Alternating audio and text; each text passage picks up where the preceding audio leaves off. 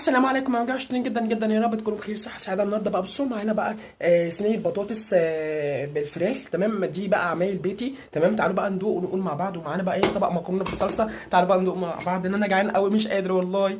بصوا الاكل منظره بقى مش قادر. لا، تعالوا ندوق مع بعض ونقول بسم الله.